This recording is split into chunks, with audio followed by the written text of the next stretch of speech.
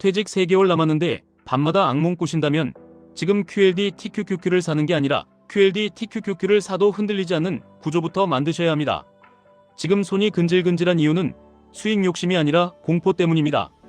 월급이 끊기면 내 인생 리듬이 끊긴다는 공포, 그 공포가 수면을 깨고 수면이 깨지면 판단이 깨지고 판단이 깨지면 레버리지가 인생을 찢습니다. 그래서 오늘은 수익률 얘기보다 악몽을 끊는 구조를 먼저 드리겠습니다. 그 구조 위에 QLD는 코어로, TQQQ는 도구로 딱 규칙대로만 붙입니다. 퇴직 전야에 불안이 터지는 포인트는 거의 같습니다. 첫째, 돈이 부족해서가 아니라 돈이 언제 어디서 어떻게 들어올지 모른다는 불확실성입니다. 둘째, 출근이 사라지면서 하루의 뼈대가 무너지고 그 무너진 뼈대 위에서 지출과 감정이 같이 흔들립니다. 셋째, 그 상태에서 계좌를 자꾸 열어보고 빨리 만회하려고 빠른 수익을 찾다가 레버리지로 도망칩니다. 이 세 개가 한 세트로 굴러가면 악몽과 충동 매수가 같이 옵니다. 여기서 QLD TQQQ를 연결하는 방법은 단순합니다. 레버리지를 은퇴 준비의 답으로 쓰지 마시고 은퇴 준비의 보너스로만 쓰셔야 합니다. 보너스라는 뜻은 이겁니다. 없어도 생활이 굴러가고 잠을 잘 수 있어야 합니다. 그 다음에만 QLD TQQQ가 플러스가 됩니다.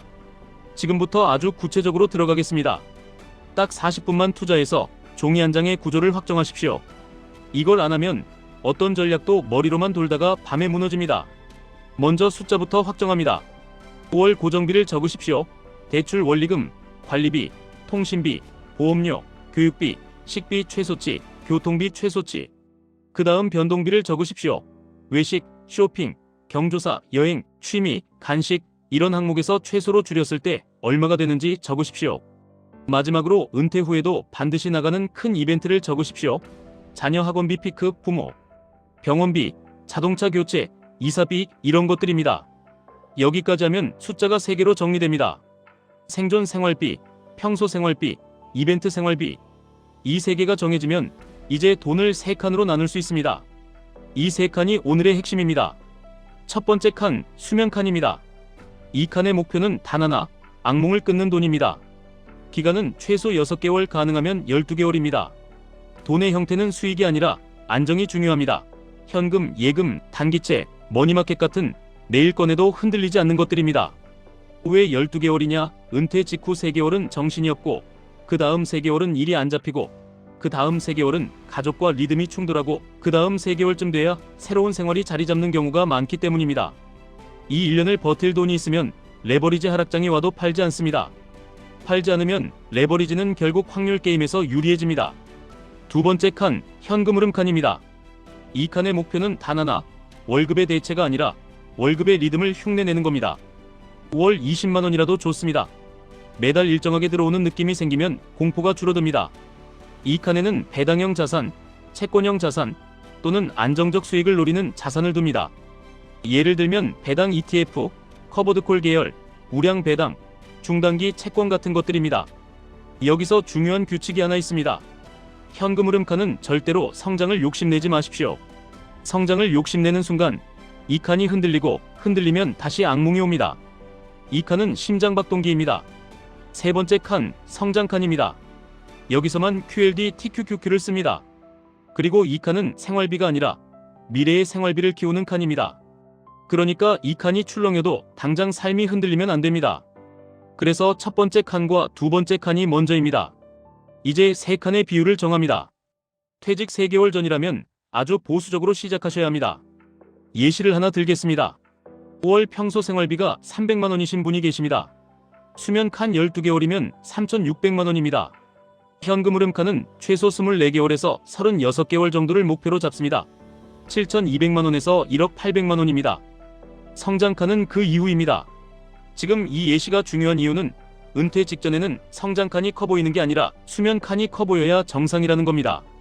대부분 반대로 합니다. 그래서 악몽이 납니다. 자, 이제 QLD TQQQ 운용 규칙을 아주 구체적으로 박아드립니다. 성장 칸 안에서도 두 겹으로 나누십시오.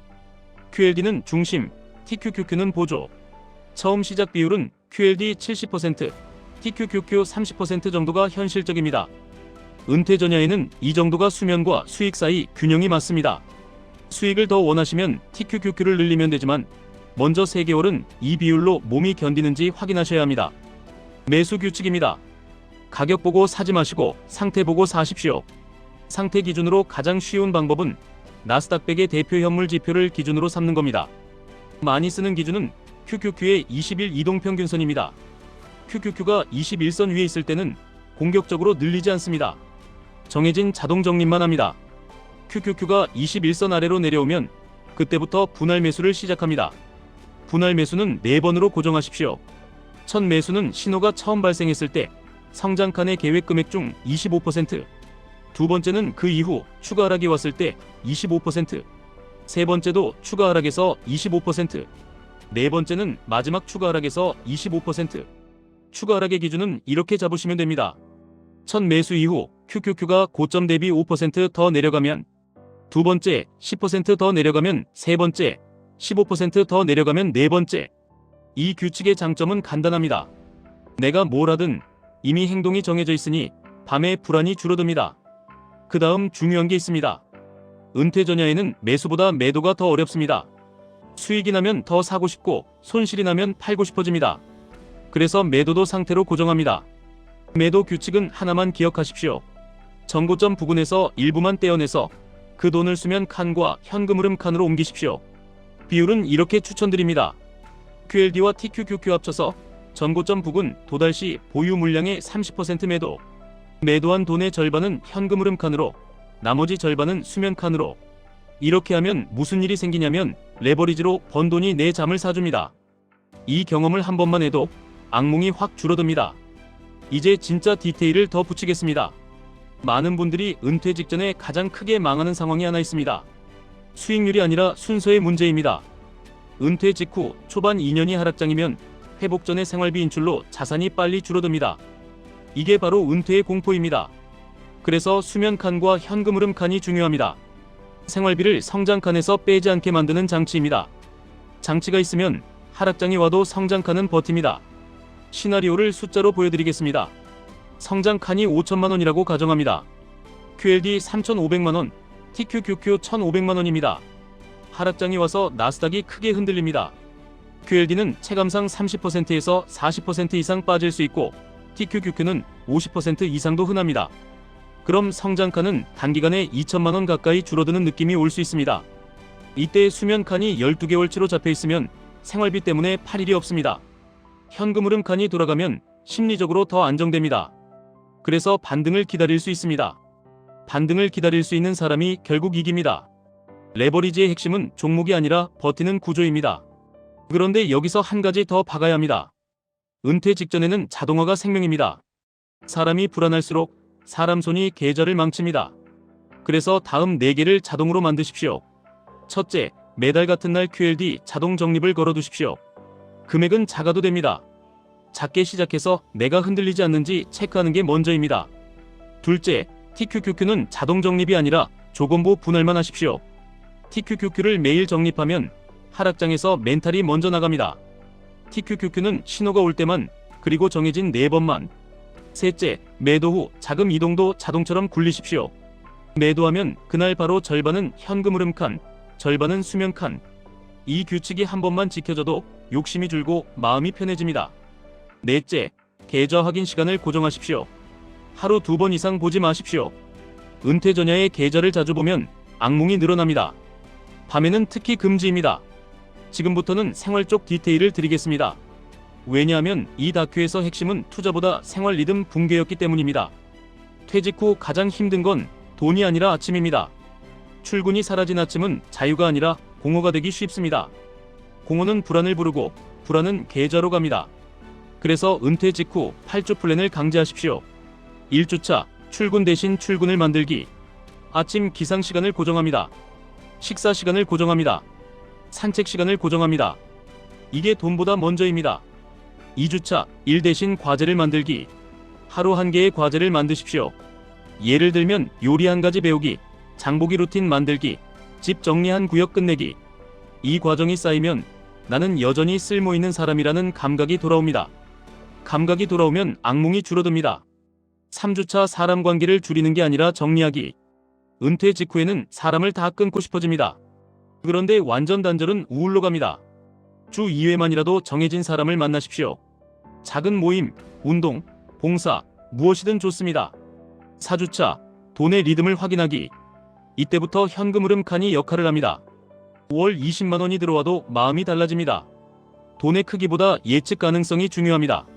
5주차부터 8주차, 작은 수입 실험을 시작합니다. 큰 사업 말고 작은 수입입니다. 주 2회 파트타임, 주 1회 강의, 작은 컨설팅, 작은 판매, 이런 것들입니다. 이 다큐의 주인공도 사업을 고민하지만 두려워합니다. 그 두려움은 정상입니다. 그래서 작은 실험부터 해야 합니다. 작은 실험은 실패해도 안 죽습니다. 그게 은퇴 후 생존법입니다. 이제 다시 QLD TQQQ로 돌아오겠습니다. 많이들 이렇게 생각합니다. 나는 시간이 없다. 그래서 더 세게 해야 한다. 이게 가장 위험합니다. 은퇴 직전에는 세게 하는 게 아니라 끊기지 않게 해야 합니다. 끊기지 않게 하는 사람이 결국 수익도 가져갑니다. 자주 나오는 질문도 미리 정리해드리겠습니다. QLD만 해도 되지 않느냐고 물으십니다. 가능합니다. 특히 수면이 불안정한 분은 QLD만으로도 충분히 공격적입니다. TQQQ는 선택입니다. TQQQ는 내가 하락장을 버틸 수 있다는 확신이 생긴 다음에 아주 조금씩만 붙이셔도 됩니다. 지금 바로 목돈을 넣어야 하느냐고 물으십니다. 은퇴 전야에는 목돈을 한 번에 넣지 마십시오. 목돈은 불안을 키웁니다. 불안이 커지면 계좌를 자주 보고 자주 보면 결국 규칙을 깨게 됩니다. 분할이 답입니다. 분할은 수익이 아니라 생존을 위한 기술입니다. 하락장이 오면 어떻게 해야 하느냐고 물으십니다.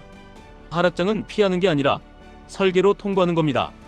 수면 칸이 있으면 생활비 때문에 팔지 않습니다. 현금 흐름 칸이 있으면 마음이 덜 흔들립니다. 성장 칸은 규칙대로만 추가합니다. 이 세 줄만 지키시면 됩니다. 가족이 불안해하면 어떻게 하느냐고 물으십니다. 가족은 수익률보다 예측 가능성을 원합니다. 그래서 가족에게는 QLD TQQQ를 설명하지 마시고 세 칸 구조를 보여주십시오. 12개월은 현금으로 버틴다. 매달 들어오는 돈이 있다. 성장은 규칙대로만 한다. 이 세 문장만 공유하셔도 갈등이 줄어듭니다. 마지막으로 오늘 당장 하실 행동을 아주 구체적으로 정리해드립니다. 오늘 밤 종이에 월 생활비 최소치를 적으십시오. 그 금액 곱하기 12개월을 쓰면 칸 목표로 적으십시오. 현금 흐름 칸 목표는 최소 24개월로 적으십시오. 그 다음 남는 돈이 성장 칸입니다. 성장 칸 안에서 QLD 70%, TQQQ 30%로 시작한다고 적으십시오. 매수는 QQQ 21선 아래에서만 4번 분할이라고 적으십시오.